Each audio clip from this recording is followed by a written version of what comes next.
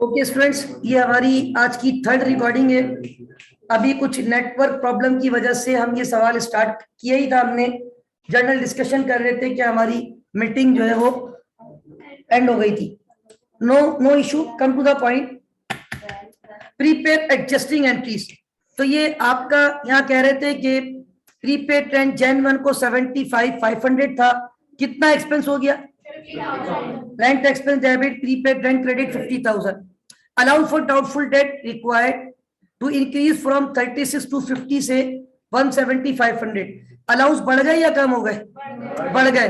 जितने से बढ़ गए ना उतने से आप bad debt expense debit allowance for doubtful date. Salaries paid during the year 5,25,000। However salary expense था 590 टू 50। आपने कम पे किया है। जितना कम पे किया है डिफरेंस उतना एक्रू करेंगे। तो उसकी क्या एंट्री बनती है एक्रूड की?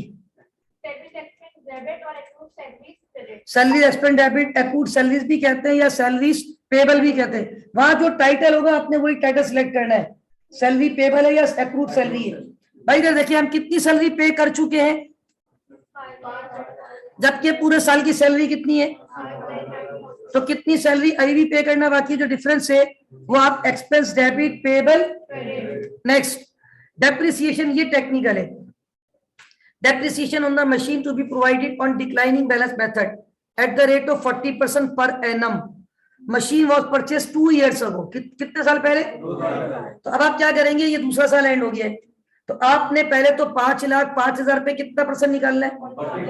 अच्छा, वो पहले साल का डेप्रिसिएशन है, उसको माइनस करके बुक वैल्यू निकालनी है और बुक वैल्यू पर 40% लगाना है। जो आंसर आएगा उससे एंट्री बनानी है।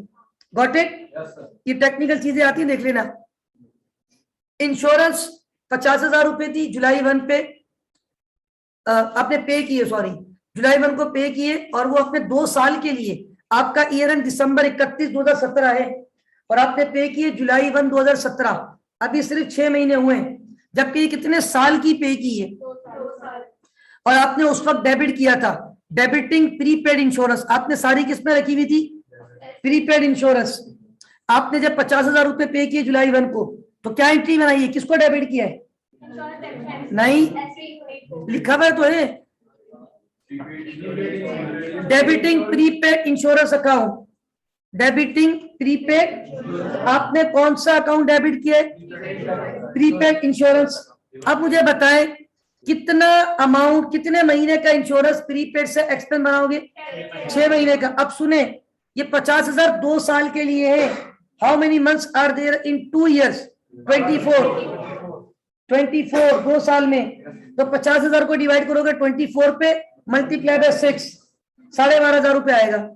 इसकी एंट्री बनेगी insurance expense debit prepaid insurance. ये रिकॉर्डिंग सुन लेना, बाद में मैं चीजें बोलता जा रहा हूं, ठीक है। इंटरेस्ट इज आउटस्टैंडिंग, आउटस्टैंडिंग का मतलब पेबल 6 महीने का। कितने महीने का? 12% अमाउंट, ये पूरे साल की परसेंटेज होती है। 2,25,000 पे निकालोगे 12%, मल्टीप्लाई बाय 6/12।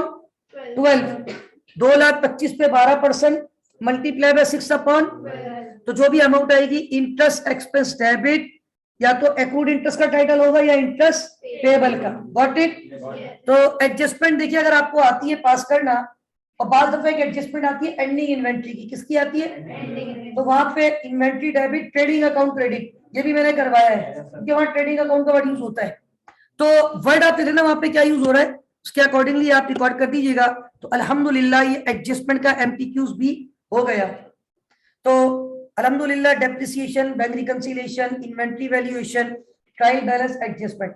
अब मैं सोपल और सोफप पे बात करूंगा, यानी statement of profit and loss और स्टेटमेंट ऑफ फाइनेंशियल। लेकिन एक बात मैं बता दूं, बिकॉज के ऑलरेडी मैंने आपको क्लास में प्रैक्टिस करवाई है, लेकिन मजीद प्रैक्टिस आप लोग कर सकते हैं। और बात यह है कि हमारे पास जो पेपर में ये सवाल आता है ना statement of profit and loss का, ये बेसिकली 2 तरीकों से मैंने देखा है आ रहा है, जो मॉक में भी आ रहा है 2 तरीकों से। वो मैं आपको बता देता हूं कैसे। देखिए, हमने जब statement of profit and loss बनाई तो सबसे पहले हम क्या लिखते थे? Net cell. सेल में से क्या मैंने करते थे? अच्छा, अब कुछ ट्रायल बैलेंस ऐसे होते हैं जिसमें ट्रायल बैलेंस में ही आपको सेल भी दी जाती है और सेल के साथ साथ कॉस्ट ऑफ गुड्स सोल्ड भी दी जाती है। मैं एक सवाल आपके सामने यहाँ पे शेयर करता हूं और वो सवाल मैं आप लोगों को इंशाल्लाह इस वाली शीट में ऐड कर दूंगा क्योंकि उसकी कोई वजह है। मैंने आप लोगों से पहले कहा भी था मैं कुछ सवाल और दूंगा उसके फाइनल अकाउंट के। तो बहरहाल फिलहाल में एक सवाल जो कि मैंने एक जगह पढ़ाया था, ये रहा। इधर देखिएगा स्टूडेंट प्लीज, सवाल ये आपके पेपर का ही है, पास पेपर का है और ये ऐसा नहीं बल्कि इधर देखिएगा, लुक एट दिस। ये सवाल नजर आ रहा है नईम ट्रेडर्स। ये नईम ट्रेडर का सवाल जो है ना, इस पे ट्रायल बैलेंस तो है, ट्रायल बैलेंस के बाद क्या होती है सवाल में? एडजस्टमेंट तो है ही नहीं इसमें, एडजस्टमेंट ला मौजूद, एडजस्टमेंट ला मौजूद। डायरेक्ट क्या दिया है, क्या बना दो? Statement of profit and loss, statement of financial हुई भी है, ऊपर लिखा हुआ है एडजस्टेड ट्रायल बैलेंस है। क्या है? अब आप देखिए सेल कहां पर है, ये रही, और सेल के साथ डायरेक्ट क्या दे दी? अब आपको cost of goods sold calculate करने की जरूरत, हाँ अगर एडजस्टमेंट होती, एंडिंग इन्वेंट्री वहां होती, फिर हम कॉस्ट ऑफ गुड्स सोल्ड निकालते। अगर कॉस्ट ऑफ गुड्स सोल्ड सवाल में मौजूद नहीं होती तो cost of goods sold sometime ये आपको डायरेक्ट दे देगा, समटाइम आपको कैलकुलेट करनी है। दोनों फॉर्मेट मौजूद है मॉक में, लेकिन मैं आपको यही कहूंगा कि मॉक में एक सवाल मेहरान के नाम से है, जो मेहरान का प्रॉफिट एंड लॉस भी मांगा है और मेहरान का स्टेटमेंट ऑफ फाइनेंशियल पोजीशन भी। वो समहाउ बहुत टेक्निकल सवाल है और मैं पहले कई दफा इसको करवा चुका हूँ क्लास में अल्हम्दुलिल्लाह। ये पास पेपर में आया था अकबर के नाम से, यहाँ पे बस नाम चेंज किया है, सवाल वही रखा हुआ है। तो ये आपके प्रीवियस पास पेपर का, ज्यादातर मॉक के सवाल पास पेपर के ही सवाल है, ठीक है। जब ये पेपर सब्जेक्टिव होता था मैनुअल, तो उस वक्त में ये सॉल्व करवाता था। अब चूंकि पेपर पैटर्न चेंज है तो मेरी एडवाइस है आप लोग को, आपने घबराना नहीं है और आपने मेहरान की टेंशन, हाँ मेहरान के फॉर्मेट मैं ये फेवर दे दूंगा, अगर मेहरान का सवाल मेरे पास सॉल्व हुआ है तो मैं इंशाल्लाह चले आज थोड़ा टाइम में कोशिश करता हूँ, अभी आपकी क्लास के बाद कुछ टाइम निकालूं, कुछ चीजें आपको शेयर करूं, उस पर ये मेहरान वाला सवाल भी ऐड कर दूं इस फाइल में, सॉल्यूशन उसका। तो उससे फायदा क्या होगा, आप कम से कम वो जो सवाल थोड़ा पढ़ के थोड़ा समझ भी जाओगे, और जो फॉर्मेट दिया हुआ है कहाँ पे, वेबसाइट पे, उस फॉर्मेट पे sale, cost of sale, GP, expense, वो चीजें रखोगे तो आपको अंदाजा होगा कि यार पेपर में अगर इस टाइप का सवाल आ जाए। तो अब मैं आपको ये बता रहा हूँ कि some time cost of goods sold given होती है, तो ऐसा भी मॉक का सवाल है जो कि मैंने अभी एक मिनट यहाँ आपको बताता हूँ, मैंने अभी कॉपी किया था वो सवाल। ये तो बैंक रिकंसिलिएशन था, ये भी बैंक रिकंसिलिएशन है, यस। नहीं ये वाला सवाल तो फॉर्मेट जो है ना थोड़ा, मतलब अभी डिस्कस करता हूँ ये वाला भी। ये सवाल कौन सा था, this one.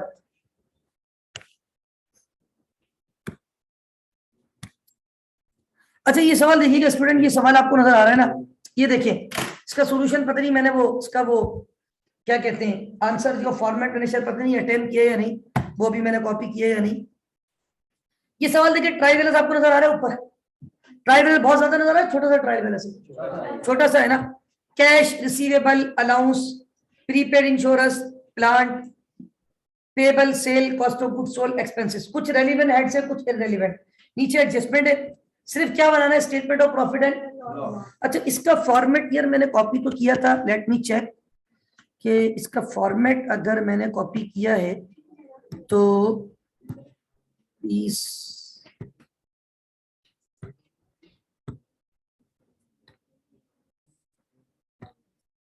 Yes, look at this, look at this, ये इसका फॉर्मेट है और इसका फॉर्मेट जो है वो ये वाला सवाल है ना, यस यही मैं ऊपर ले आता हूँ ना, इसके साथ ही ये आ गया साइन का, ये सवाल साइन लिमिटेड के नाम से।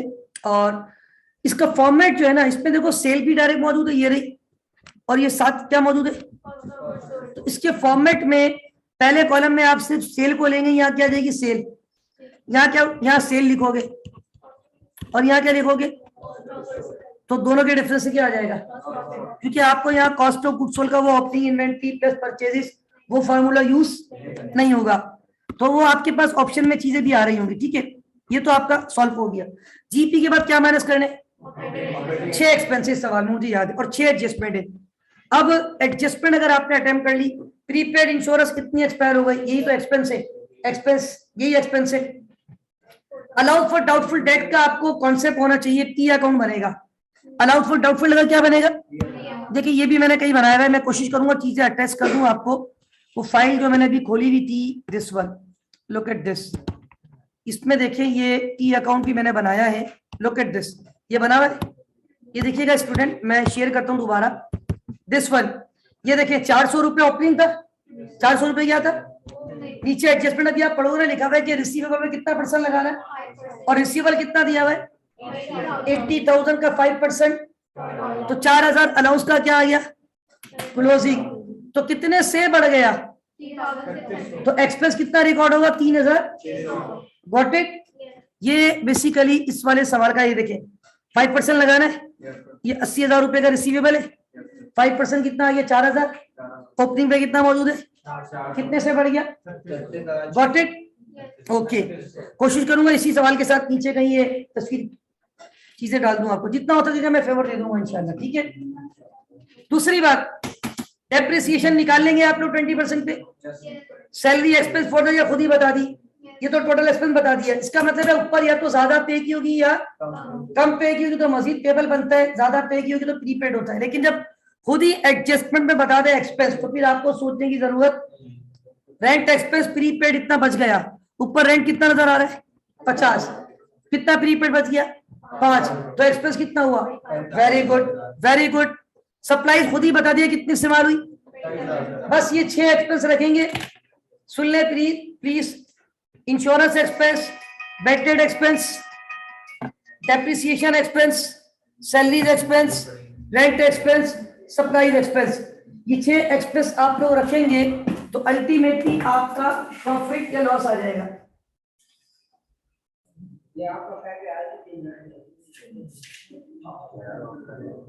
अच्छा, नाउ वी हैव, तो हमारे पास ये जो बेसिकली डिस्कस कर रहे थे हम, सवाल तो कर लेंगे आप लोग ये, यानी जो फॉर्मेट है, और अगेन ये देखें इस फॉर्मेट पे सबसे पहले ये cell cost of goods sold की, ज्यादातर ऐसा ही आएगा मुझे लगता है इंशाल्लाह, क्योंकि हम फॉर्मेट लिमिटेड होते हैं, डायरेक्ट सेल होगी, डायरेक्ट कॉस्ट ऑफ सेल होगी, और 2 लाइन के बाद खुद ही वहां प्रिंटेड क्या लिखा हुआ होगा, ग्रॉस प्रॉफिट, आप समझ जाएंगे cost of goods sold calculate करने की जरूरत, और फिर ऑपरेटिंग एक्सपेंस सारे ही आपको पता चल गया 6 एक्सपेंस है, एडजस्टमेंट है, आपने 1 बाय 1 सबको सिलेक्ट किया, सब टोटल लिख दिया, इन सबको प्लस करके एक्सपेंस का क्या लिख देना, सब टोटल, और जीपी में से एक्सपेंस को माइनस करोगे तो नेट प्रॉफिट, गॉट इट, हो जाएगा। अच्छा, अब आ जाए वो जो मेहरान वाला सवाल है ना, मेहरान वाला, वो मैं कह रहा हूं, मैं जो आपको भेजूंगा वो अकबर के नाम से होगा, किसके नाम से होगा, नाम पे नहीं जाइएगा, नाम में क्या रखा है जी, सवाल सेम है, इन्होंने सेम सवाल, क्योंकि ये प्रैक्टिस के तो आपको 5 पेपर के सवाल ही देंगे ना, तो याद रखें आपने वो मेहरान वाला सवाल भी मैं कोशिश करूंगा मेरे लैपटॉप पे होगा, मुझे मिल जाए मैं आपको शेयर कर दूं इंशाल्लाह, ठीक है। दूसरी बात ये है, उस सवाल में आपने मतलब फॉर्मेट बना हुआ है, ये रहा फॉर्मेट में आपको दिखाया था, इधर देखिएगा, मैंने अभी जो चीजें कॉपी की थी, बस मैं ये लास्ट चीज डिस्कस कर रहा हूँ, तो ये देखिए मैं जो हो गया वो एडजस्टमेंट हो गई, ये होमवर्क दिया है, ये करवा दिया, डिस्कस हो गया बैंक रिकंसिलिएशन का, और ये क्या था, हाँ ये देखिएगा, अब ये देखिए ये मेहरान का है, अब यहाँ पे चूंकि आपको कॉस्ट ऑफ सेल में बहुत सारे खिलाड़ी नजर आ रहे हैं, तो यहाँ पता है क्या है, एक जगह ओपनिंग इन्वेंट्री है, एक जगह परचेजेज है, और फिर यहाँ पे वो है cost of goods available for cell, अच्छा ये भी आ रहा है नीचे, cost of goods available for लिखा हुआ आ रहा है वहां पे, तो इन दोनों को टोटल कर देना, फिर ये क्या लेस करोगे, तो ये क्या आ जाएगी, कॉस्ट ऑफ सेल में से माइनस करोगे तो, अच्छा इसमें अदर इनकम भी है, ये पहले सारे ऑपरेटिंग, एडमिन, सेलिंग और फाइनेंशियल चार्जेस है, ये कंपनी का सवाल है, फाइनेंशियल चार्जेस लेस करोगे तो ऑपरेटिंग प्रॉफिट आएगा, और फिर profit, net profit, other income है, अदर इनकम क्या करते हैं हम, ऐड, एक्सपेंसेस माइनस होते हैं, अदर इनकम, तो ग्रॉस प्रॉफिट में से आप एडमिन, सेलिंग और फाइनेंशियल चार्जेस माइनस करेंगे, तो मैं देखिए आपको बताया तो जी, प्रीपेड नहीं, यहाँ तो ये कंपनी का सवाल है, प्रीपेड तो ऐसे भी एसेट होता है, सुन ले एक बात, एडमिन, सेलिंग, और यहाँ पे एक और होगा इंटरेस्ट, फाइनेंशियल चार्जेस, इंटरेस्ट को बोलते हैं, राइट। ये सब माइनस करेंगे तो आपका आएगा ऑपरेटिंग प्रॉफिट, और उसके बाद यहाँ पे क्या ऐड होगी, एक अदर इनकम नहीं होगी सवाल में, बस नेट प्रॉफिट आ जाएगा। तो मैं फिर कह रहा हूं, आपने इसके सवाल को देख के घबराना नहीं है, ये फॉर्मेट असल आपको सिखाना चाह रहा हूं। हो सकता है cost of goods sold direct हो सकता है कॉस्ट ऑफ गुड्स सोल्ड की आपको क्या करनी हो, गॉट इट। अच्छा, अब statement of profit and loss के कितने फॉर्मेट बता दिए आपको, दो। एक फॉर्मेट तो वो जिसपे direct cost of goods sold होगी, और एक फॉर्मेट वो जिसपे cost of goods sold direct नहीं होगी। अब कौन सा फॉर्मेट रह गया, सिर्फ statement of, statement of financial position जो है, बेसिकली उसमें हमारे पास जो स्टेटमेंट ऑफ फाइनेंशियल पोजीशन बनेगी, सबसे पहले एसेट आते, एसेट में पहले कौन से एसेट, फिर टोटल एसेट, फिर इक्विटी, और फिर लायबिलिटी। लायबिलिटी में पहले नॉन करंट, फिर अच्छा प्रॉफिट चाहिए होता है आपको, हम इनकम स्टेटमेंट बनाते थे पहले, लेकिन वहां या तो इनकम स्टेटमेंट आएगी या बैलेंस शीट। तो बैलेंस शीट आएगी तो वो आपको खुद क्या देंगे निकाल के, प्रॉफिट बता देंगे। वो अकबर वाले सवाल में, सॉरी वही मेहरान वाला सवाल, जब इन्होंने बैलेंस शीट पूछी है ना, तो वही सवाल तो सेम ही है, उसी की इनकम स्टेटमेंट पूछी है एक मॉक में, और उसी की एक मॉक में क्या पूछी है, बैलेंस शीट। तो जहां बैलेंस शीट पूछी है वहां किसको ऐड कर दिया, प्रॉफिट को। तो वो मैं फिर कह रहा हूं, जो मैं सवाल भेजूंगा तो उस पर आप चाहो तो वैल्यूज रख के चेक कर लेना खाली, कुछ एडजस्टमेंट तो आपको समझ में आएगी, लेकिन हो सकता है एक दो एडजस्टमेंट आपको समझ में। अच्छा, उसमें एक चीज और बता दो, उसपे एक इंटेंजिबल एसेट भी है सॉफ्टवेयर, और सॉफ्टवेयर एमोटाइज होता है, पता है ना, तो हाँ, तो उसकी एमोटाइजेशन भी है। मैं कोशिश करूंगा उसका सोल्यूशन आपको भेज दूं। तो आप लोगों ने क्या करना है, यहाँ फॉर्मेट पे उसकी वैल्यूज रख के उसको चेक कर लेना है, ठीक है। अच्छा, किसका फॉर्मेट बता दूं अपने आपको, statement of financial position. Last format discuss करना है, ये देखिए ये रहा, look at this, Murad traders, चाहिए तो ट्रायल करें, सॉरी ये नहीं, yes look at this, Mehran क्या बनी हुई है, स्टेटमेंट ऑफ, पहले एसेट, एसेट में कौन सा एसेट, क्योंकि इसमें टेंजिबल भी है इंटेंजिबल भी है, वो सॉफ्टवेयर भी आएगा, ठीक है। और उसके बाद कौन सा एसेट है, उसके बाद टोटल एसेट। तो ये तो एसेट वाली साइड हो गई। अब कौन सी साइड बनती है अगली, ये देखिए इक्विटी और लायबिलिटी वाली साइड, राइट। देखिए टोटल एसेट के बाद क्या शुरू हो गया, इक्विटी। इक्विटी में शेयर कैपिटल और रिटेन अर्निंग होगा, रिटेन अर्निंग में प्रॉफिट ऐड होके जाएगा, और लायबिलिटी में पहले नॉन करंट और उसके बाद करंट। ये फॉर्मेट सब आएंगे आज की फाइल में, टेंशन नहीं है इंशाल्लाह, गॉट इट। तो ये किसका फॉर्मेट भी हमने डिस्कस कर लिया, statement of, I mean to say balance sheet. तो अल्हम्दुलिल्लाह मैं समझता हूं कि ये एमटीक्यूज का सेशन तो हमारा वाइंड अप करते, और यही सवाल आपके नॉर्मली पेपर में आते एमटीक्यूज की सूरत में, एंड आई होप कि ये एमटीक्यूज आप लोग इंशाल्लाह अटेम्प्ट कर लेंगे, ठीक है। घबराना नहीं है, एक बार ध्यान में रखिएगा, ठीक है। खान साहब भी कहते हैं, लेकिन ये कि घबराना नहीं है आप लोगों ने। दूसरी बात ये देखिए, बी पॉजिटिव, जो मेहनत करेगा उसको मेहनत का सिला मिलेगा, ये मैं तो ये जानता हूँ, ठीक है ना। If you are serious with your studies तो definitely results will be positive. Allah Taala किसी की मेहनत को जाया नहीं करता, और अगर आप मेहनत करेंगे, अपनी स्टडीज के साथ सिंसियर होंगे, तो इंशाल्लाह अच्छे रिजल्ट्स आपको मिलेंगे। एक मिनट वेट कीजिएगा।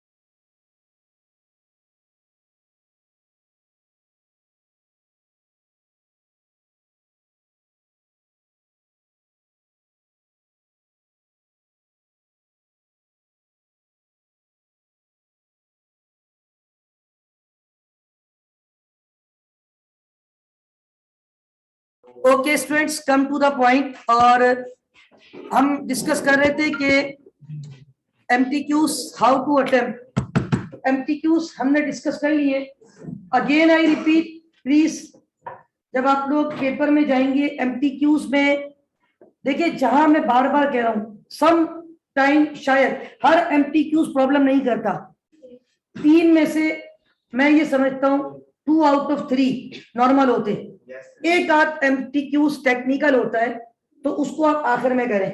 दूसरी बात, जितना अटेम्प्ट करें उतना सबमिट लाजमी करें। सबमिट लाजमी, हर थोड़ी देर बाद सबमिट का बटन दबाते रहना, वरना पता है क्या होगा, आपने पूरा सॉल्व किया और खुदा ना खाता कोई मसला हो गया, आखिर में आप गलती से किसी और MCQs में चले गए तो वो सारा जाया हो जाएगा। हर थोड़ा थोड़ा अटेम्प्ट करके बार बार किसका बटन दबाना। अब जैसे इनकम स्टेटमेंट बना रहे हैं, सेल हो गई, कॉस्ट ऑफ गुड्स सोल्ड हो गई, सबमिट बढ़ा दिया, 2 एक्सपेंस हो गए, सबमिट दबा दिया। सबमिट लाजमी करना है। दूसरी बात, फॉर्मेट है ना, जहां थोड़ी कॉम्प्लिकेशन है वही आसानियां भी तो है। आसानियां क्या है कि वही आपको फॉर्मेट्स भी गिवन है, and you have to give the answer as per given formats. आपको जो फॉर्मेट्स दिए जा रहे हैं, according to given formats you have to give the answer. तो डेफिनेटली आप अपनी तरफ से ना तो कोई लाइन ऐड कर सकते, ना तो अपनी तरफ से आप कुछ लिख सकते, ना तो अपनी तरफ से वहां पर कोई कॉलम बना सकते। अब आपके सामने यही फॉर्मेट है। अब आप ये केस को समझें और आप समझिए इसमें से कौन सी चीज कहाँ पे एडजस्ट होनी चाहिए, उसको एडजस्ट करें। जैसे बच्चे नहीं खेलते, उनको एक गेम दिया जाता है, पजल्स होते हैं या इस टाइप की चीजें होती है, but this is the area, आपको इसी में खेलना है। आप अपनी तरफ से इसमें कोई एड लेस नहीं कर सकते, तो भाई वहां भी यही होगा। और आप अपनी फील्ड के माहिर हैं अल्हम्दुलिल्लाह, आपको आपकी फील्ड की जो भी केस स्टडी दी जाएगी उसी पे रहते हुए आपने आंसर देना है, और यही वो सिलेक्टेड टॉपिक्स है। इसके अलावा नॉर्मली कोई टॉपिक अल्हम्दुलिल्लाह मैंने नहीं सुना है सच कि आपके MTQs में आते हैं। ये मेजर टॉपिक्स हैं, इंशाल्लाह हर स्टूडेंट के इन्हीं टॉपिक्स में से 3 MTQs आएंगे। पेयर डिफरेंट होंगे, किसी का पेयर ये भी होता है, एक MTQs प्रॉफिट एंड लॉस, एक MTQs बैलेंस शीट, एक MTQs इन्वेंट्री। किसी का होता है डेप्रिसिएशन, बैंक रिकंसिलिएशन, इन्वेंट्री। किसी का होगा income statement, bank reconciliation, adjustment. किसी का trial balance, inventory, bank reconciliation. तो डिफरेंट होते हैं। बहरहाल होंगे किस टॉपिक से, उसी टॉपिक को सोचकर अपने हिसाब से आंसर दीजिएगा। Got it? कर लेंगे इंशाल्लाह, कोई प्रॉब्लम तो नहीं है? ठीक है, फॉर्मेट होगा उसके हिसाब से आंसर देना है। कुछ नहीं भी समझ आ रहा हो ना कुछ फॉर्मेट पे अकॉर्डिंग टू सिचुएशन लिख कर आ जाना, सेव करके। स्टेपिंग के मार्क्स से मैं बार बार कह रहा हूँ, पूरा ट्रायल बैलेंस गलत हो, मतलब बैलेंस नहीं हो, एक स्टेप गलत हो, 9.5 नंबर भी दे देता है वो आपको। 9 नंबर, 9.5 नंबर। तो आपने एक एक नंबर की इंपॉर्टेंस रखनी है जहन में, ठीक है, कोई भी चीज लाइट नहीं लेनी। तो अल्हम्दुलिल्लाह ये हम जो आज सेशन अटेंड कर रहे हैं, इसमें जो मेजर पार्ट था हमारा MCQs, वो वी हैव डन। तो now this is the time we have to discuss some MCQs। देखो MCQs किसी भी टॉपिक से आ सकते हैं। आपके सेक्शन A से लेके सेक्शन C तक वी हैव 25 चैप्टर्स। तो आपके 25 के 25 चैप्टर्स में से कहीं से भी वो MCQs आपसे पूछ सकता है। अब MCQs वो आपसे जब एग्जामिन करेगा एग्जामिनर, उसमें कुछ टॉपिक्स मैं समझता हूँ बड़े इंपॉर्टेंट है, जिसमें थोड़ा सा मैं भी बैंक रिकंसिलिएशन को डिस्कस करूंगा। कुछ रैंडमली मैंने MCQs निकाले हुए हैं जो मैंने लास्ट सेशन में करवाए थे, वो मैं आपसे शेयर करूंगा अभी। और इसके अलावा कुछ उसमें मार्कअप, मार्जिन के कॉन्सेप्ट होते हैं, वो डिस्कस करूंगा। मतलब समझ लें आप, मैं अब कमोबेश जो मैंने आपसे टाइम लिया है 2:15 बजे तक का, मैं इंशाल्लाह 1 घंटे में अपनी गुफ्तगू को समेटने की इंशाल्लाह कोशिश करूंगा। बाकी तो यही कहूंगा कि good luck, wish you best of luck, Allah Taala आप लोगों को कामयाबी अता फरमाए। तो नाउ MCQs की तरफ मैं जा रहा हूँ। MCQs देखिए कंपैरेटिवली आसान इसलिए होते हैं कि वहां सवाल के साथ एग्जामिनर मेहरबान होता है, जवाब भी आपको बता देता है हकीकत में।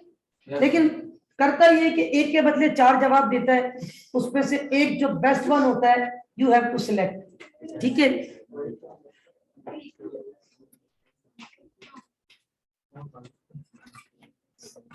अच्छा स्टूडेंट्स, मैंने अभी कुछ चीजें कॉपी की थी और वो मैं आपसे शेयर करने जा रहा हूँ।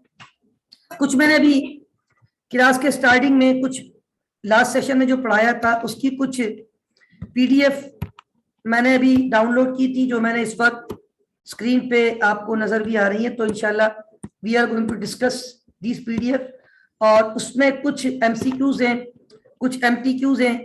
तो ये एमटीक्यूज वाली तो जो खास तौर पे बैंक रिकंसिलिएशन की थी या इस टाइप की थी, अल्हम्दुलिल्लाह वी हैव डन। अब इसी में देखिए कुछ चीजें हैं जो मैं एमसीक्यूज की तरफ लेके जाऊंगा, और now we have to start MCQs practice. अच्छा, एमसीक्यूज प्रैक्टिस को स्टार्ट करने से पहले शायद आपको लगेगा सर ये तो आपने स्क्रीन पे कोई एमसीक्यूज तो नहीं रखा, ये तो आपने एक सवाल रख दिया। हकीकत में ये वो सवाल है जो मैंने आपको क्लास में ड्यूरिंग सेशन करवाया था, और इस सवाल में मैंने आपको बताया था कि सम टाइम कोई एक बैलेंस हमें गिवन नहीं होता। हाँ, जरूरी नहीं कि वो बैंक स्टेटमेंट का हो, वो कैश बुक का भी क्वेश्चन मार्क, और फिर मैंने कहा था उसको नॉर्मल सवाल अटेम्प्ट करें, और जो बैलेंस नहीं है उसको क्वेश्चन मार्क कर दें। एक बैलेंस आ जाए एडजस्टेड, उसी को दूसरा मान ले, और रिवर्स आते हुए अनएडजस्टेड बैलेंस जो गिवन नहीं होता उसको। तो इसका सॉल्यूशन भी मैंने यहाँ पे अटैच किया है। क्यों? मैं आपको इसी के जैसा एक एमसीक्यूज अटेम्प्ट करने जा रहा हूँ। ये देखिए कौन सा बैलेंस यहाँ पे क्वेश्चन मार्क था, जो हमने पहले ये वाला निकाल के यहाँ रखा होगा, इस वाले बैलेंस को यहाँ रख के फिर ये रिवर्स आते हुए कैलकुलेट किया।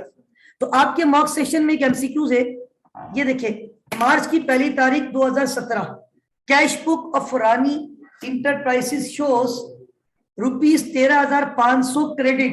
कैश बुक के क्रेडिट का मतलब क्या होता है? नेगेटिव। देखिए बहुत छोटी छोटी बातें हैं, लेकिन ये आपको पता होनी चाहिए। ये सब लिखवाई है मैंने, अभी लिखने की कोई फायदा नहीं है, शाहनवाज लिखवा सब कुछ लिखवाया हुआ है। ये जनरल कॉन्सेप्ट आपको क्लियर होना चाहिए। कैश बुक इंटरनल एसेट है हमारे लिए, debit balance positive, credit balance bank statement का डेबिट नेगेटिव होता है, क्रेडिट। तो ये कैश बुक का बैलेंस था, क्रेडिट था, मैंने नीचे को नीचे लिख दिया 13,500 क्रेडिट। नजर आ रहा है आपको? आ रहा है ना नजर? उसके बाद ऊपर है हमारी रिक्वायरमेंट क्या है, the balance on the bank statement. हमें किसका बैलेंस बता रहा है? बैंक स्टेटमेंट का। देखिए रिक्वायरमेंट सबसे पहले पढ़ा करें कि actually what is required, we have to give answer as per requirement, right? Now during the month 3 checks were issued to vendors amounting to rupees 4,500, 11,750 and 3,200 but not cleared till the month end। ये check issue किए हमने। अच्छा बच्चा समझता unclear check है, ये unclear नहीं है। अनक्लियर वो होता है जो हम डिपॉजिट करते हैं। ये डिपॉजिट की या इशू की है? Unpresented cheque. ये कहां से माइनस करते हैं? देखो मैंने अनप्रेजेंटेड चेक में तीनों की अमाउंट प्लस की और माइनस करवा दी। उसके बाद कह रहे हैं कि आगे one of the customer check deposited at the end of day, वो आपका चेक जो है ना on March 15, sorry okay, but not clear till the month end. One of its customer check deposited 15,000 at the end of the day on March 15, 2017। Inter company fund 25,000 रुपए transfer had not been accounted for in the company ledger. ये आपके account में direct पैसे आ रहे हैं, असल में ऊपर वो ट्रांजैक्शन रह गई, मैं बता देता हूँ। ये जो लिखा है ना सबसे ऊपर टॉप पे देखिए, during the year, during the month, पहली लाइन के आखिर से पढ़े यहां से। During the month 3 checks were issued to vendors. तो ये तीनों चेक तो क्या थे?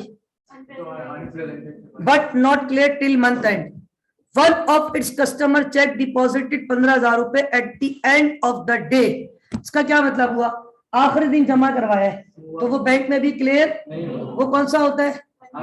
वो देखो नीचे ऐड किया मैंने 15,000 रुपए। और उसके बाद ये इंटर कंपनी फंड आपके अकाउंट में कितने पैसे ट्रांसफर हुए? वो कंपनी के लेजर में रिकॉर्ड नहीं किए, मैंने ऐड कर दिए, ठीक है। उसके बाद एक चेक था 7,500 का, rented out return due to non sufficient fund, check dishonour हो गया। एनएसएफ का मतलब नॉट सफिशिएंट फंड, चेक आपका डिसऑनर हो गया, बाउंस हो गया, रिटर्न हो गया। क्या करते हैं, कहां से माइनस कर दिए। बैंक चार्जेस, और इसके अलावा बैंक चार्जेस है 150 और 50, कितने बैंक चार्जेस है? कहां से माइनस कर ले? अच्छा अब आप देखिए मैंने नीचे ऐसे ही किया था।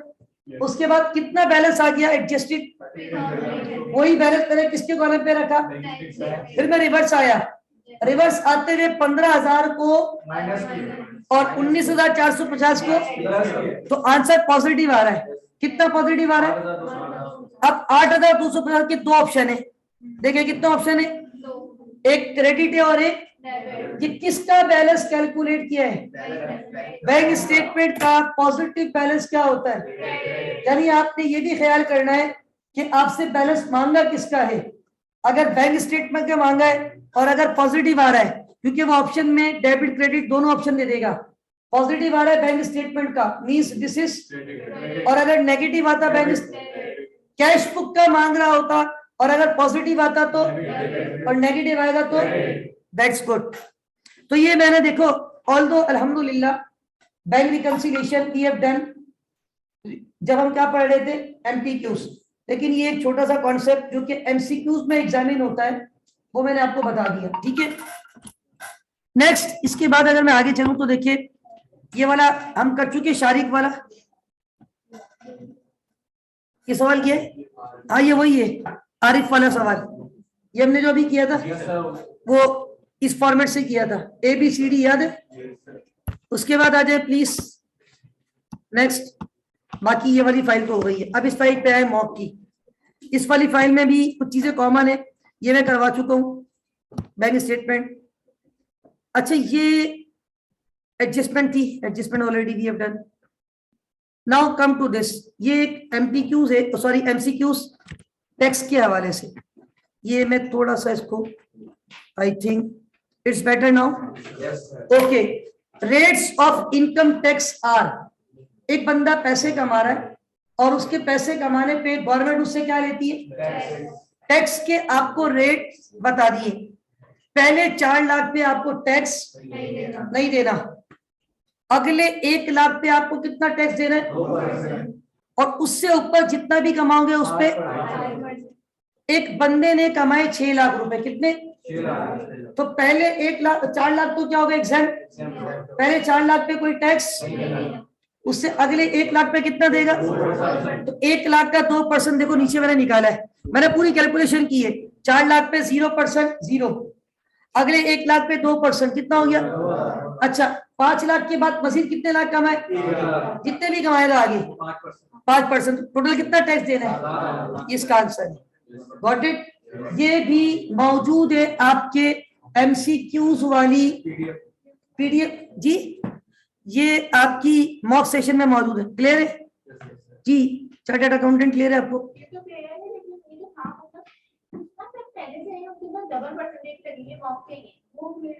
डबल परसेंटेज क्या? परसेंटेज में आ रहा है सर, वो रेशियोज क्यों होंगे ना? 2 मिलियन उन्होंने ना एक वैल्यू बताई थी और परसेंटेज वाला तुमने सवाल वाला देखते भी, लेट्स सी आगे आ जाए नाउ। अच्छा ये वाला सवाल वी हैव डन, और अब इधर आ जाए। अब ये देखिए ये वन ऑफ दी आपकी और एडजस्टमेंट है जो कि आपके पेपर में आई है। मार्च 1, 2016 Galaxy enterprises paid 60,000 on account of rent in advance. कितने महीने का एडवांस दिया? 6 महीने का। मार्च 1, 2016, 3 महीने 4 महीने बाद ये रेंट आ गया, मार्च भी काउंट हो रहा है। मार्च, अप्रैल, मई, जून 30, 2016 the adjustment of rent will be, कितना प्रीपेड रेंट पे किया था? कितने महीने का? 6 महीने का। उस वक्त पूरा का पूरा पर मंथ 10,000 हो गया, पर मंथ पूरा 60,000 रुपए क्या रिकॉर्ड किया होगा प्रीपेड? मार्च, अप्रैल, मई, जून, कितने महीने गुजर गए? 4 महीने में कितना अमाउंट एक्सपेंस हो गया? Prepaid rent debit, rent expense, कौन सा option? Sorry rent expense debit, prepaid rent, ठीक है। इनिशियली पूरा 60,000 किसके तौर पे रिकॉर्ड किया? 4 महीने बाद कितने महीने का अमाउंट प्रीपेड से एक्सपेंस बना? Rent expense debit, prepaid rent credit. Is that clear? Next MCQ ये रहा आपकी स्क्रीन पर। Zara securities earn sales revenue 5,40,000, उनके एक्सपेंसेस कितने? लाइसेंस कितने के खरीदे? 80,000। कंपनी ने चैरिटी के कितने पैसे दिए? आपको क्या निकालनी है? कैलकुलेट करें। अब तूने 5,40,000 में से क्या माइनस करोगे? बस खाली बस लाइसेंस माइनस नहीं होगा, लाइसेंस एक्सपेंस नहीं है, लाइसेंस आपका 3 लाख। Very good. लाइसेंस आपका। दूसरी बात, आप बोलेंगे सर ये चैरिटी दी है, चैरिटी किस अकाउंट से दी ना, नहीं, अकाउंट तो शायद कंपनी का यूज किया है, किसके बिहाफ पे दी है, वो तो ड्राइंग होती है, तो सिर्फ क्या माइनस होगा, 1,00,000 क्या आंसर आएगा, 3,00,000 okay got it. Next global, ये सवाल थोड़ा सा टेक्निकल है, ये वाला था, ओके ये तो मार्कअप और मार्जिन आसान है, 25 to 20% बता रहा हूं मैं, देखिए ये सवाल जरा देख लें,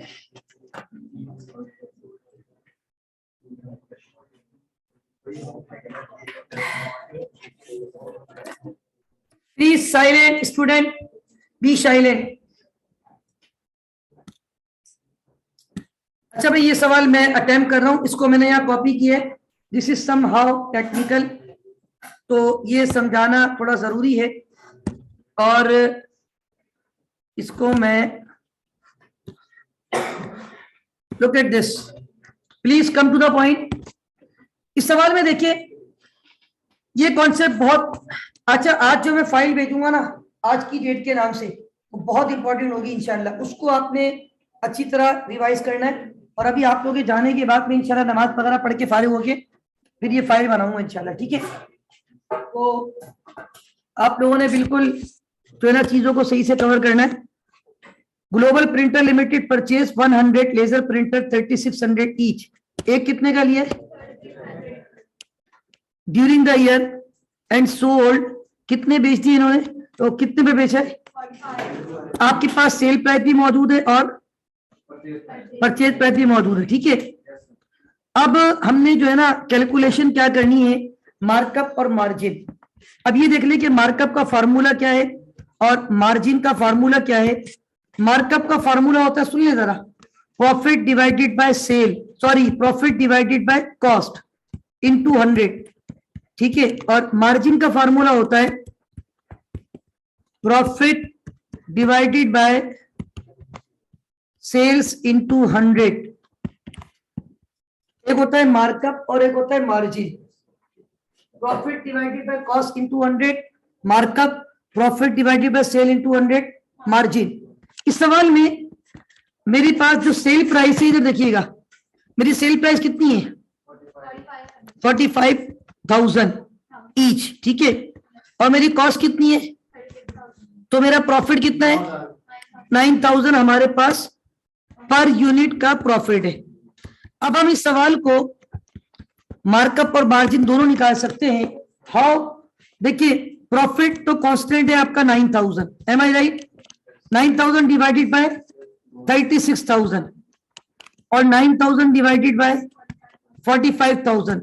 If we divide profit on cost, answer would be markup, and if we divide profit on sales, answer would be, तो कितना मार्कअप आ रहा है 25%। और अब आप देखिए 25 और 20% की दो ऑप्शन है, बीबी और सीबी, लेकिन वो आगे पीछे है।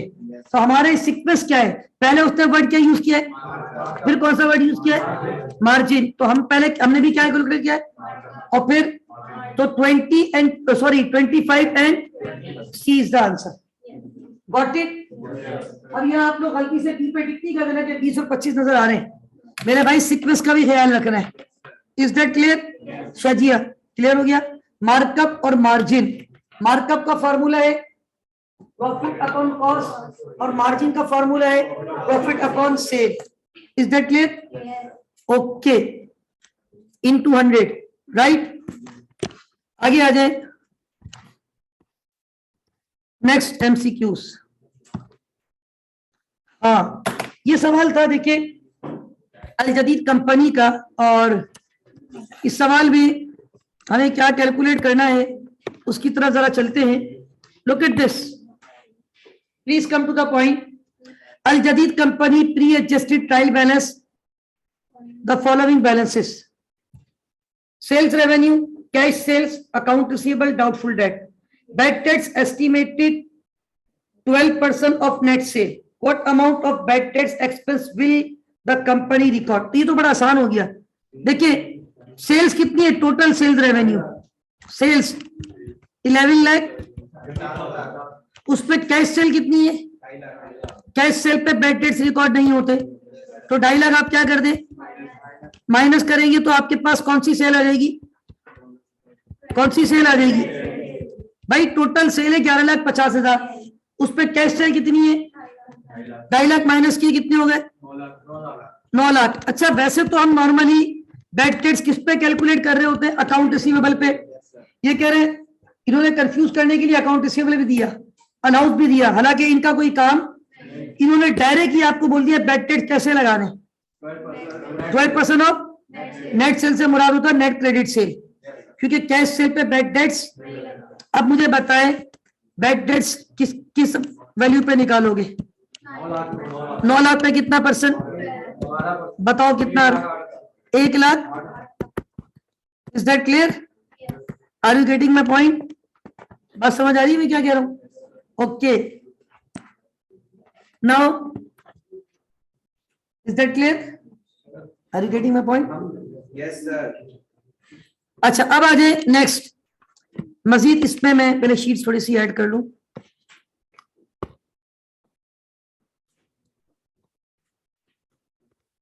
Okay next. अच्छा भाई एक और एमसीक्यूज है, और एक और कोई रानी है, रानी को तो हमने देख लिया ना पहले, रानी भी यस ये वही रानी है, ठीक है, ये वही रानी इंटरप्राइजेज है जो हमने अभी अटेम्प्ट किया था, कौन सा सवाल, बैंक रिकंसिलिएशन, जिसमें एक बैलेंस मौजूद था और एक बैलेंस मौजूद, ओके। अच्छा अभी केवल आखिरी फाइल, मैंने 3 फाइल्स सेव की थी और एक 16 तारीख वाली, इसमें देख लेता हूँ। असल में मैंने कुछ चीजें जो है ना, ये लास्ट टाइम बच्चों को आखिर में कुछ जर्नल डिस्कशन किया था, एक तो वो देखिए वही वाला सवाल है मार्कअप और मार्जिन वाला, ठीक है। उसके बाद ये इसमें फर्दर अगर हम चले आगे तो ये तकरीबन 5 पेज की फाइल है। ये इन्वेंट्री में मैंने आपको परपिचुअल और पीरियोडिक का डिफरेंस पढ़ाया था ना, परपिचुअल और पीरियोडिक का डिफरेंस मैंने आपको पढ़ाया था। परपिचुअल में हम लोग रिकॉर्ड करते हैं इन्वेंट्री, और पीरियोडिक में हम क्या रिकॉर्ड करते हैं, ये बात पता है आप लोगों को, ये मैंने लिखवाया था ना, ये बात मालूम है आप लोगों को, श्योर। अच्छा दूसरी बात ये है कि परपिचुअल और पीरियोडिक के बाद ये मतलब ये शीट दिखाने का मकसद है, हो सकता है मैं ये शीट भी भेजूं, ये चीजें भी ध्यान में रखिएगा, वो पूछ लेता है परपिचुअल में क्या एंट्री बनती है और पीरियोडिक में। उसके बाद लोअर ऑफ कॉस्ट और एनआरवी समझाया था मैंने, वो देख लेना, वो भी पूछता है पेपर में, इस टाइप के सवाल भी करवाए थे, और ये वही टैक्स वाला सवाल है। तो ये बाकी तो अल्हम्दुलिल्लाह वी हैव डन नाउ। अब मुझे कुछ जर्नल चीजें आप लोगों को बतानी है, और उसके बाद मुझे लगता है कि और कोई क्यूरी है, किसी के ध्यान में कोई सवाल है तो सोचे जरा, मुझे बताएं। जरा बिस्किट खा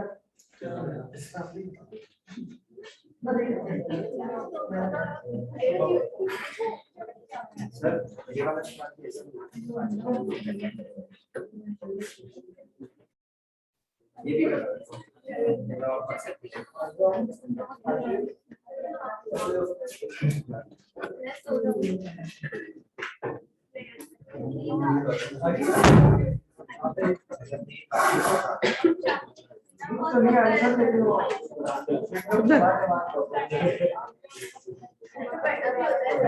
अच्छा भाई now come to the point, एक सवाल हमारे अब्दुल समी साहब ने दिए,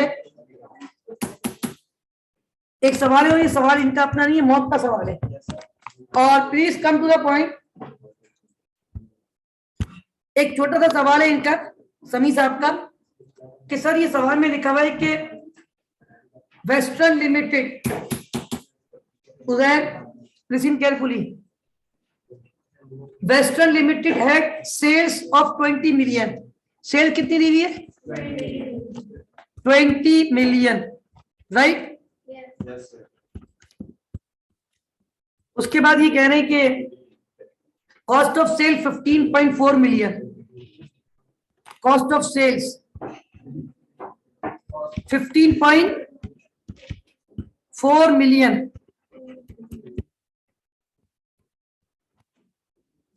what is the gross profit margin, कोई मसला ही नहीं है भाई, सेल कितनी है आपकी, पहले तो प्रॉफिट निकाल लो, ग्रॉस प्रॉफिट निकालो, कैसे निकलेगा gross profit? 15 point sorry 20 minus 15 point, कितना प्रॉफिट आ गया? 4.60। अच्छा, अब ये प्रॉफिट को किस पे डिवाइड कर दो? मार्जिन पूछा है, सेल्स कितनी है आपके पास? जीपी मार्जिन निकालना है, ग्रॉस प्रॉफिट मार्जिन 20 में पे डिवाइड करो, बताओ कितना आ रहा है? 23%। ऑप्शन कौन सा है इसमें? चेक कर लो कौन सा ऑप्शन है, लॉग लग गया ये, ठीक है। अच्छा एक और है। अच्छा समी, मैं कुछ जनरल कुछ चीजें डिस्कस करना चाह रहा हूँ।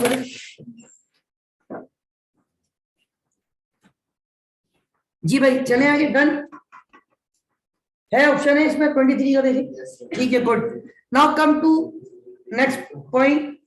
अच्छा, मेरे जहन में कुछ 2-4 चीजें चल रही है जो मैं चाह रहा हूं कि आप लोगों से शेयर करूं और फिर मैं थोड़ा सा अपनी बात को आगे बढ़ाऊं।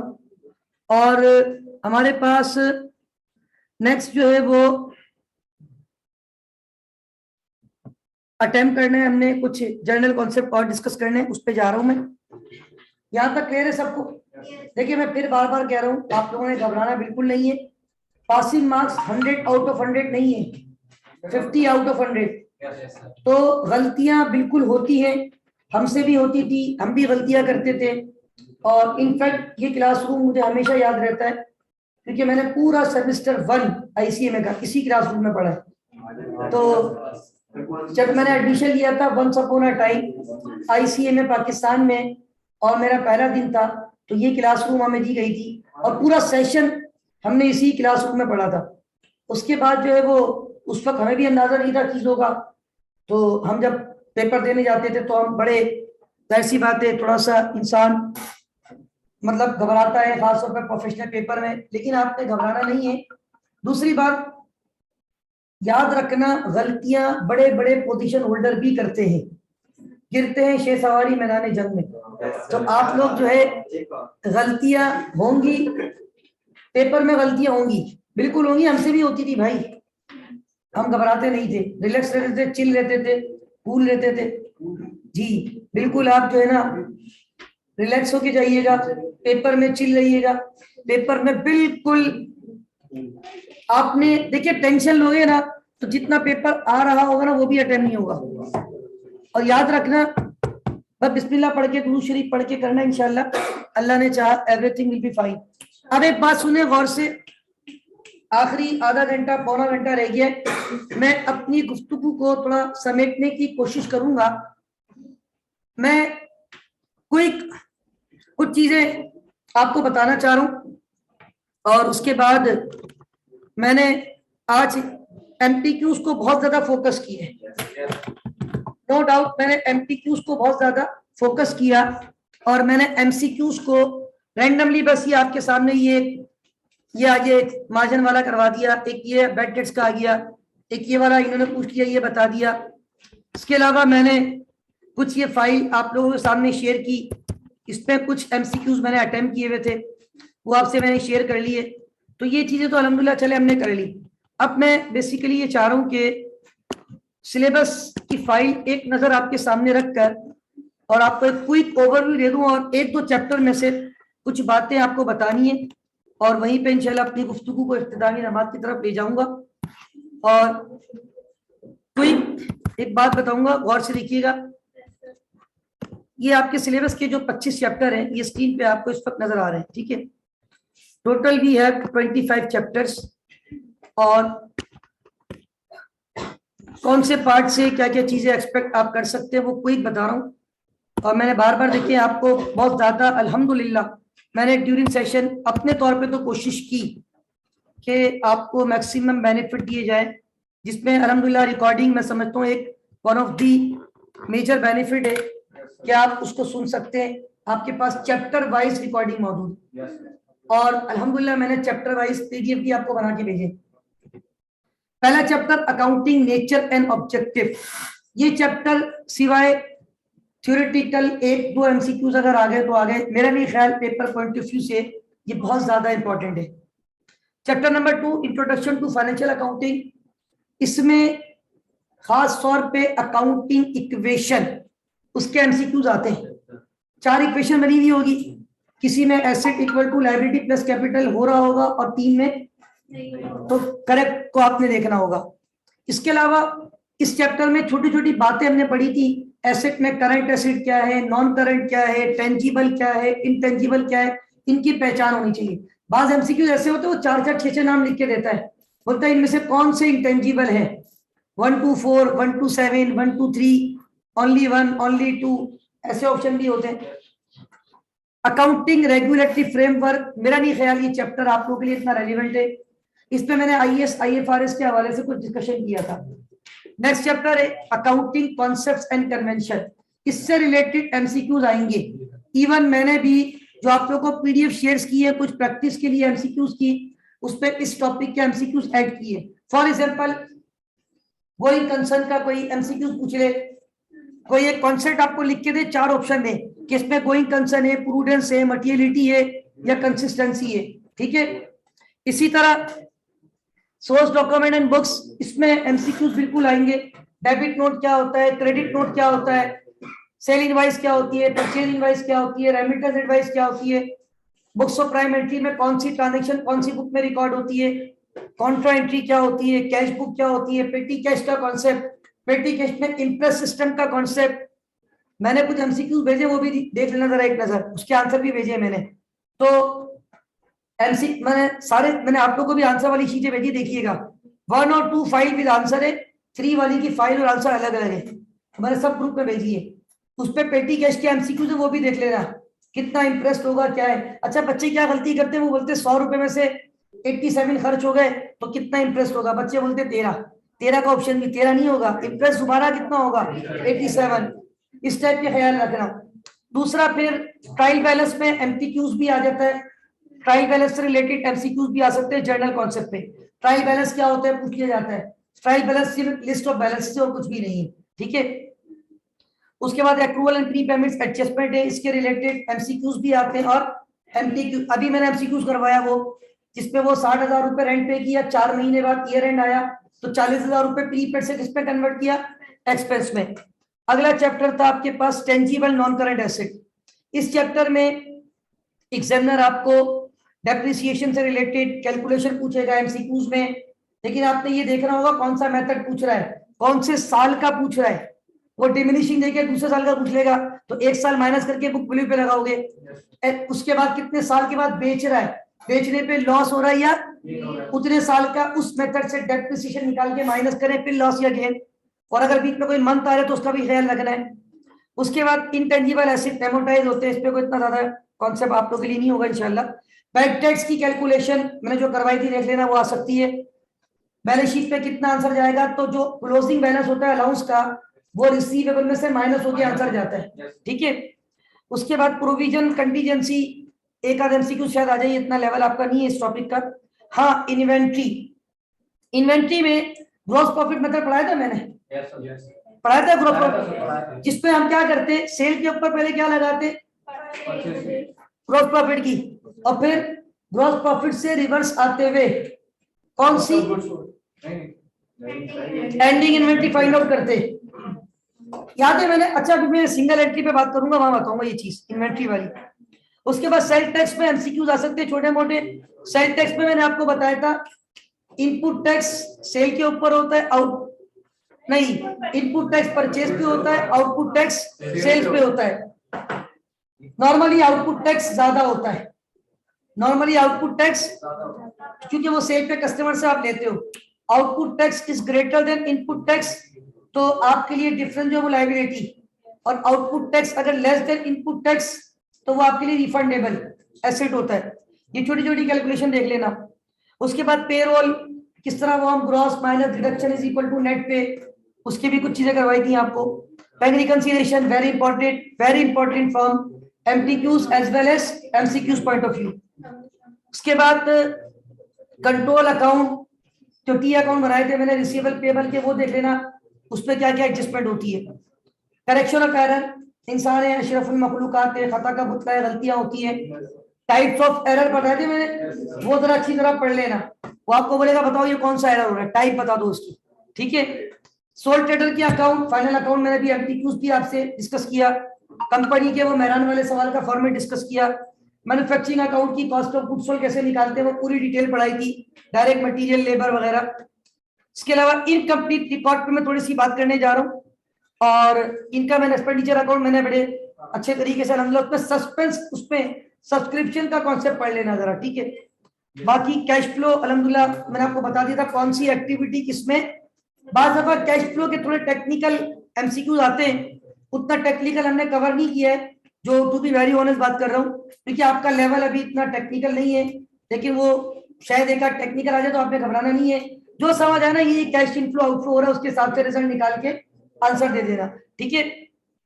बाकी फाइनेंशियल रेशो, कैश फ्लो में कैश जो आ रहा होगा वो प्लस हो जाएगा और कैश जो जा रहा होगा वो, हाँ, और कोई नॉन कैश आइटम होते हैं वो ऐड बैक हो जाते। अगर डेप्रिसिएशन हो तो कैश फ्लो में ऐड कर लेना, क्या कर लेना, add. Depreciation non cash item है, वो कैश फ्लो बनाने के लिए ऐड बैक हो जाता है, दोबारा प्लस हो जाता है, ठीक है। अच्छा, अब रेशियोज में एक दो बातें बतानी है, और मैंने खासतौर पे कल जो क्लास ली थी उसका सवाल, मतलब कल से पहले तक का सारा स्टेप दे दिया दोनों ग्रुप में अल्हम्दुलिल्लाह, सही है। कल वाला स्टेप ऑनवर्ड, आज वाला स्टेप, कल की तो सिंपल फाइल होगी, लेकिन उसमें मैंने दो सवाल और दिए थे आपको, वो मैंने कहा था खुद से करना, वो आसान है, उनके आंसर भी इंशाल्लाह अटैच कर दूंगा, तो कल की फाइल वो होगी। और आज की फाइल में कोशिश करूंगा जितना आज डिस्कस किया है, जो जो बातें मैं अटैच कर सकता हूँ अटैच कर दूं इंशाल्लाह। दूसरी बात, अभी मैंने कहा था मैं कुछ जर्नल डिस्कशन करूंगा थोड़ा सा, एक तो इनकम्प्लीट रिकॉर्ड्स में, और एक जर्नल डिस्कशन करूंगा आप लोगों से, थोड़ा सा रेशो के हवाले से कुछ बात करूंगा रिगार्डिंग एमसीक्यूज। ये दोनों बातें मैं एमसीक्यूज के पॉइंट ऑफ व्यू से करने जा रहा हूँ। इसके अलावा अल्हम्दुलिल्लाह एमसीक्यूज वगैरह और बहुत मिनिमम लेवल पे हमने एमसीक्यूज डिस्कस किए, लेकिन आई होप कि आप लोग ट्राई करेंगे इंशाल्लाह घर पे। और देखिए, आप लोग जब अटेम्प्ट करते हैं मॉक सेशन एमसीक्यूज में, तो एक बेनिफिट ये, आप गलत सिलेक्ट करोगे बता देगा इनकरेक्ट है, पता है ना आपको, तो फिर आप दोबारा चेक करते हो, फिर आपको लॉजिक भी बात खुद ही क्लियर हो जाती है, पेपर में ऐसा नहीं होता, ठीक है। Okay, now come to the last point, और लास्ट पॉइंट ये तकरीबन जो दो बातें मुझे फर्दर आप लोगों से डिस्कस करनी है, एक तो मैं रेशियोज के हवाले से, और दूसरा मैं इनकम्प्लीट रिकॉर्ड्स जो मैंने पढ़ाया था, ये बात बहुत गौर से आपने समझनी है, और इसके ऊपर बहुत ज्यादा फीडबैक से स्टूडेंट्स के, और अभी चूंकि हम इतनी ज्यादा एक्सरसाइज नहीं कर सके एमसीक्यूज के ऊपर बिकॉज ऑफ टेक्निकल इशू, तो स्टूडेंट्स बात ये है कि इनकम्प्लीट रिकॉर्ड जब मैंने पढ़ाया था ना, और उस वक्त ये फाइल मैंने भी आपके सामने ग्रुप ये शेयर की है, जरा इसको देखिएगा।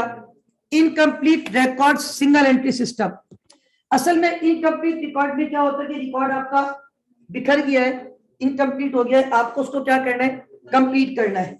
डेटा आपका थोड़ा सा आगे पीछे हो गया है, उसको आपने सही करना है। तो इसमें हमजा, उजैर, रैयान बहुत इंपॉर्टेंट डिस्कशन करने जा रहा हूं, प्लीज बी साइलेंट। ये जो मैंने आप लोगों को तो बिल्कुल फ्रेश अभी पढ़ाया है, नॉर्थ वालों को, हेड ऑफिस वालों को मैंने पहले पढ़ाया था, लेकिन एक बात ध्यान में रखना, ये जो हम निकालते थे ना capital at end at less capital at beginning, इससे क्या निकलता था, प्रॉफिट। इसकी सबसे बड़ी एडजस्टमेंट मैंने ये वाली पढ़ाई थी, दिस वन, 3 स्टेप लिए थे, capital at end minus capital at beginning, positive है प्रॉफिट, नेगेटिव है loss, capital at end plus drawing, less capital at end, sorry capital at end plus drawing, less capital at beginning is equal to net profit या loss. Maximum क्या हो सकता है, capital at end plus drawing, less capital at start, less additional investment is equal to net profit या loss. अब मैं क्या करने जा रहा हूं, आज की शीट में ये चीज ऐड कर दूंगा, इधर देखिएगा, ये वाली शीट गौर से देखिएगा। अगर मैं इसको ऐसे बोलूं, capital at end plus drawing, क्योंकि कैपिटल एट एंड का मतलब जो नजर आ रहा है वो, ड्राइंग का मतलब पैसा कहां चला गया, वो भी तो कमाया था, वो भी तो ऐड करो, माइनस जो पैसा पहले से कैपिटल में लगा हुआ था वो कमाया नहीं है, इसी तरह अगर कोई इस साल के दौरान बिजनेस में क्या किए, एडिशनल इन्वेस्टमेंट, वो भी कमाई, वो भी इसमें से क्या कर दो। अगर आंसर पॉजिटिव आ जाए तो प्रॉफिट और नेगेटिव आ जाए तो लॉस। अब ये कितनी वैल्यूज हो गई, 5। How many variables are there, 1 2 3 4 5।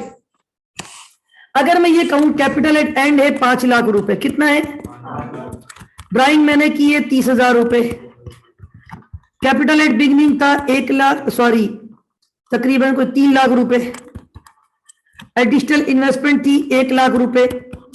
Can you tell me profit और लॉस कितना आएगा, 1,30,000, आंसर पॉजिटिव आ रहा है।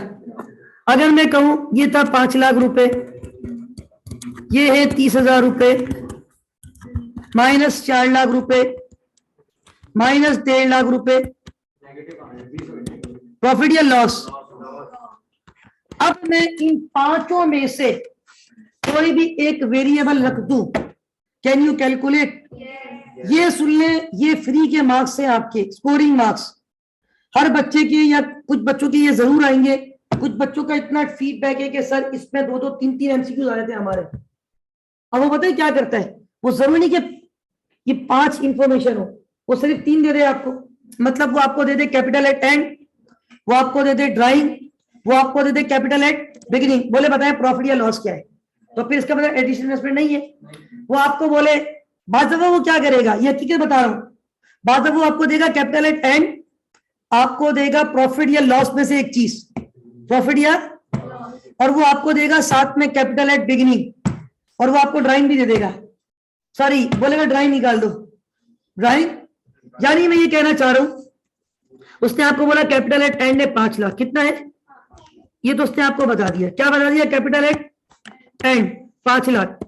उसने आपको बोला यार ड्राइंग नहीं पता, ये एक्स से आपके लिए क्या है, कैपिटल एट एंड था आपका सपोज ये 4 लाख, कितना था 4 लाख, एडिशनल इन्वेस्टमेंट सपोज कर ले यही 1.5 लाख, और ये बता दिया ये लॉस है, ये बताएगा लॉस है, तो किस में लिखोगे, माइनस में। Can you calculate the value of x, ये यू यू यू करके निकाल लोगे, याद रखना। अच्छा बात दफा वो क्या बोलेगा, बात दफा वो हो सकता है इसमें से एक चीज दे ही ना, जैसे मैं तो 5 लेके चल रहा हूं मैं, कितनी आपको दे दे, ये 3 दे दे और चौथी निकालनी हो, 4 देगा 5वीं निकालनी है, कम से कम 3 तो देगा। और ज्यादातर वो एडिशनल इन्वेस्टमेंट नहीं देता वो आपको, और ज्यादातर वो डायरेक्ट प्रॉफिट या लॉस नहीं पूछता, वो आपको प्रॉफिट या लॉस में से एक वैल्यू देगा, प्रॉफिट देगा तो पॉजिटिव रखना, लॉस देगा तो इक्वल टू के बाद, उससे पहले वो आपको बिगिनिंग कैपिटल बता देगा नॉर्मली, एंडिंग बता देगा तो ड्राइंग निकलवाएगा, और अगर ड्राइंग और एंडिंग बताएगा तो कौन सा कैपिटल निकलवाएगा, बिगिनिंग, और बिगिनिंग और ड्राइंग बताएगा तो हाँ। मतलब ये सवाल मैं बता दूं, ये मैं लिख देता हूं यहाँ पे, मोस्ट इंपॉर्टेंट मेरी नजर में, this is very important.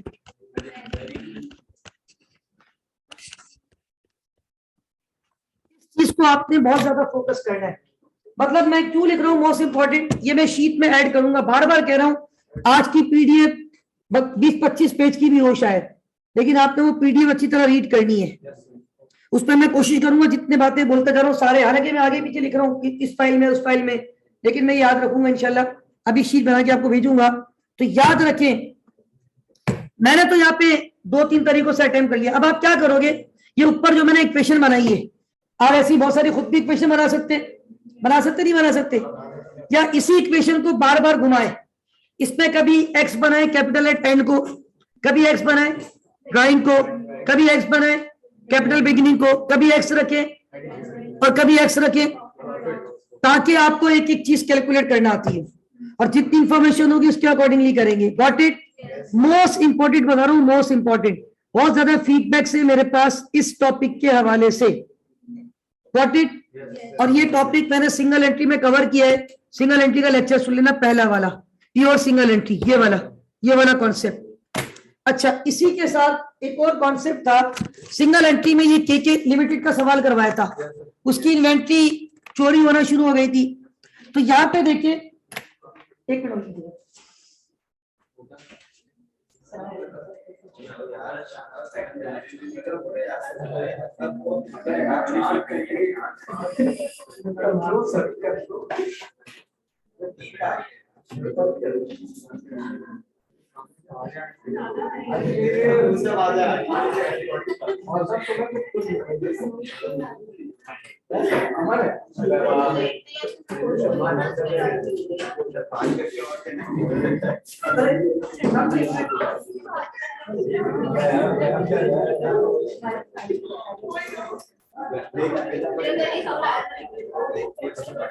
Okay, students, come to the point.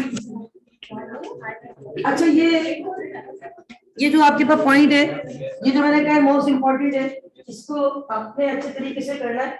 और इस पॉइंट पे हमारे पास जो 5 वैल्यूज है, कोई भी एक्स होगा वो एक्स आपको फाइंड आउट करना आना चाहिए। Got it? लास्ट पॉइंट, ये देखिए हमने सवाल किया था, इनकम स्टेटमेंट बनी हुई है एमएसके के ट्रेडर्स की।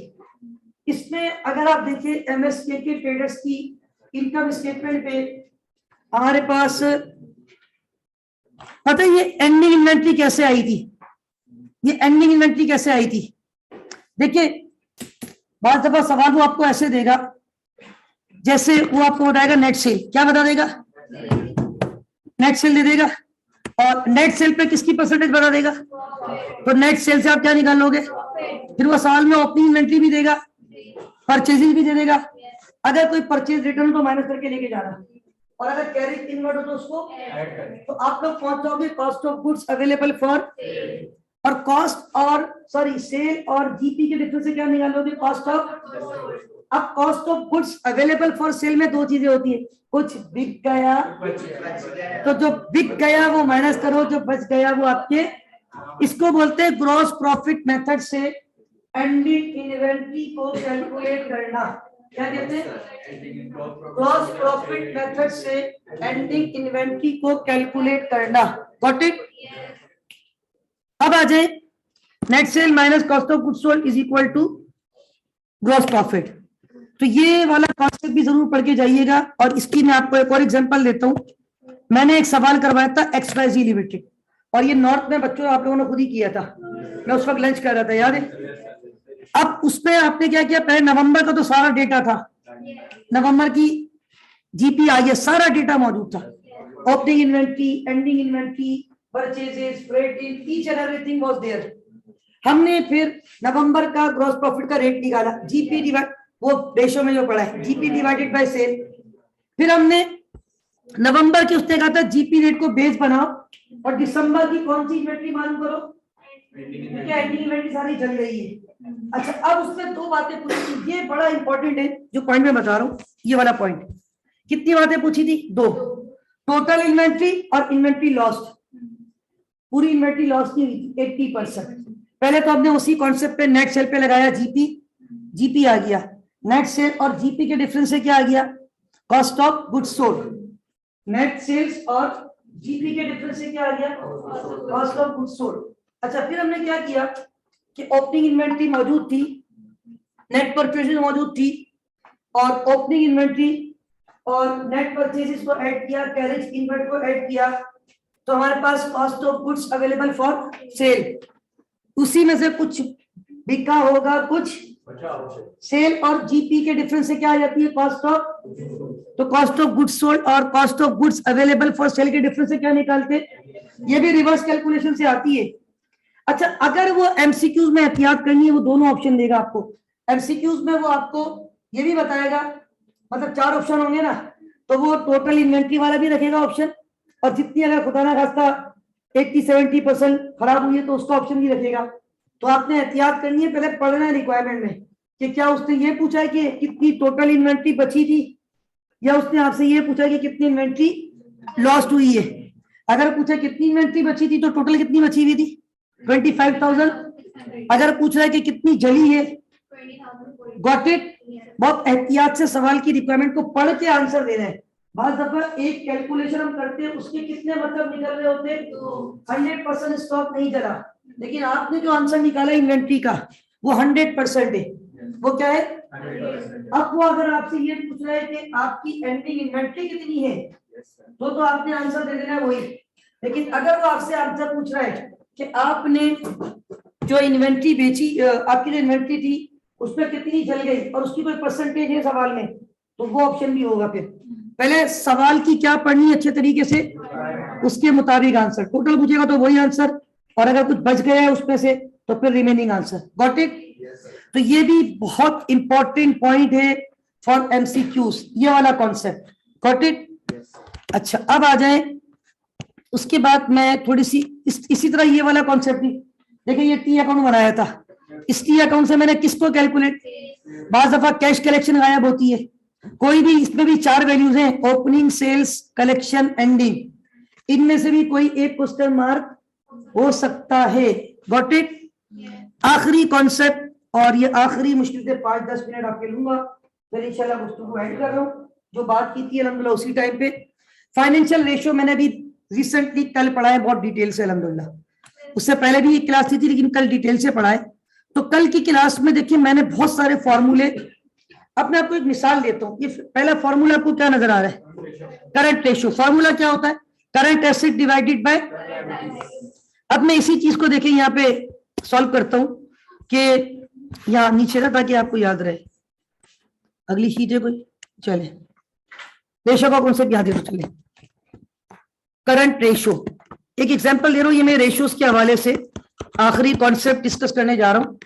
करंट रेशियो का फॉर्मूला क्या होता है? करंट रेशियो का, अच्छा पहली बात तो ध्यान में रखिएगा, आपको रेशियोज पे ग्रिप होनी चाहिए और आपको खास तौर पे रेशियो के जो फॉर्मूले हैं वो याद होने चाहिए। Right? Current ratio is equal to current asset divided by current liabilities. ये चीजें एमसीक्यूज में आती है और कैसे आती है वो बताने जा रहा हूं। मैंने कल एक सवाल अटेम्प्ट किया, वहां पे करंट एसेट थे 9,40,000 की, वहां पे करंट लायबिलिटी थी 2 लाख की। ये रहा, सॉल्व हुआ हुआ है। कितना आंसर आया था? 4.7। इसको वैसे तो 4.7 ही कहते हैं, वो 1:1 तो हम पढ़ने के लिए लगाते हैं कि 4.7 रेशियो 1 पढ़ते हैं इसको। ठीक है, 4.7 क्या आंसर आ गया? अब यहां पे अगेन मैं आपको बताऊं कि 3 वेरिएबल है। कितने वेरिएबल है? इधर देखिए, number 1 is current ratio is equal to, क्या आंसर आया है? 4. नंबर 1, 2 इज करंट एसेट, कितने? Number 3 is current liability. अब वो नॉर्मली बात तो स्ट्रेट भी पूछ लेगा, स्ट्रेट से मुराद इंफॉर्मेशन देगा और आपको बोलेगा कैलकुलेट दिस रेशियो, तो वो तो चलो आसान है।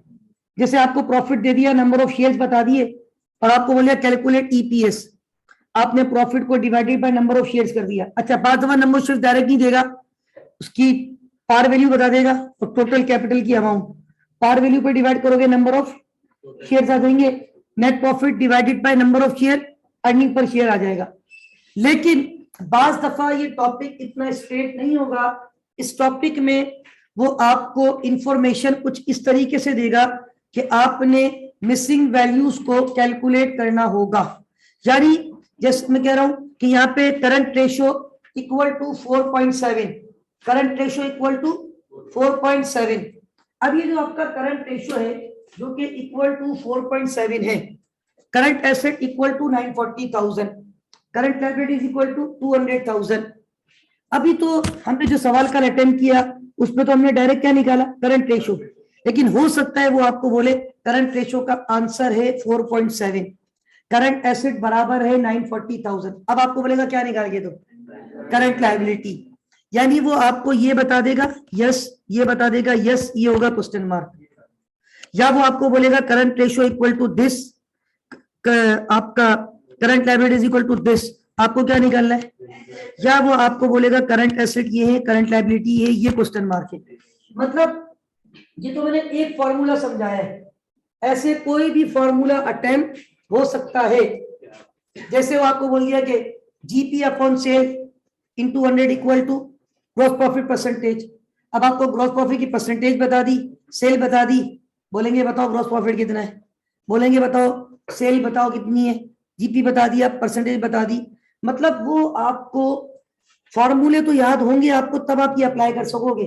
मतलब मैं ये कहना चाह रहा हूँ फॉर्मूला जरूरी नहीं कि स्ट्रेट आएगा, मतलब उस फॉर्मूले से जो आंसर आप ड्राइव करते हो ना, उस फॉर्मूले से आप जो आंसर ड्राइव करते हो, देयर इज अ पॉसिबिलिटी कि वो आंसर आपको दे देगा और आपको ये कहेगा कि आपने इस आंसर के ऊपर जो है ना, वो जो फॉर्मूले का मिसिंग वैल्यू वो बता दूंगा।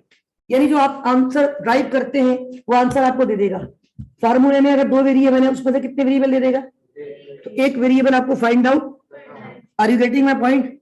इस टाइप के भी आएंगे, तो ये भी ध्यान में रखना है। दूसरी बात, ये रेशो का सवाल जो कल मैंने करवाया था बहुत इंपॉर्टेंट था, इसमें मैंने बहुत सारे रेशो कैलकुलेट किए थे, इसको अच्छी तरह देख लेना। इसके अलावा 2 सवाल मैं और भेजूंगा, वो देख लेना रेशो के।